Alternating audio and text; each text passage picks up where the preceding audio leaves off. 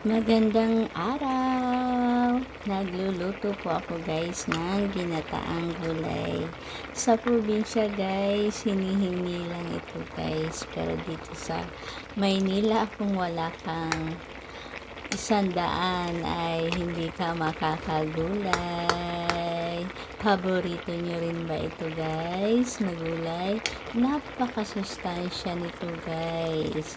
Ayan, pinipitas lang ito sa kapitbahay sa probinsya. Itong dahon ng malunggay. Paborito nyo rin ba ito guys? Ayan, napaka sustansyang gulay. Malapit ng maluto. Maraming salamat din sa inyong panunood.